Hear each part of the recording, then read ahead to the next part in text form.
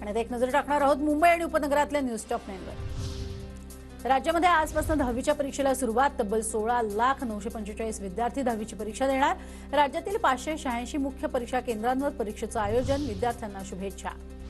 मुंबईकरांवरील संभाव्य पाणी कपात तुर्तास टळली। भातसा आणि ऊर्ध्व वैतरणा धरणातील राखीव साठा देण्यास राज्य सरकारची मान्यता।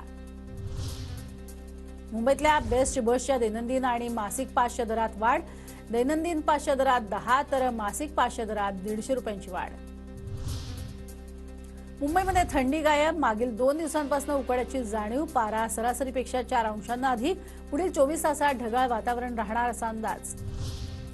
मुंबईत फेब्रुवारीमध्ये सर्वाधिक 11,836 घरांची विक्री। मुद्रांक शुल्क वसुलीच्या रूपानं शासनाला 869 कोटींचा महसूल।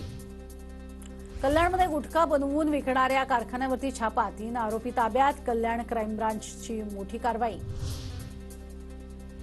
डोंबिवलीमध्ये 5 चोरट्या महिला गँगचा धुमाकूळ। घराबाहेरील फायबरचे दरवाजे, महागड्या लोखंडी वस्तू, महिलांकडून लंपास। घटना सीसीटीव्हीत कैद। मुंबई वडोदरा महामार्गासाठी खोदलेल्या खड्ड्यामध्ये पडून 3 वर्षीय चिमुकलीचा मृत्यू। टिटवाळा पोलिसांकडून तपास सुरू। ठेकेदारावरती सदोष मनुष्यवधाचा गुन्हा दाखल करण्याची मागणी।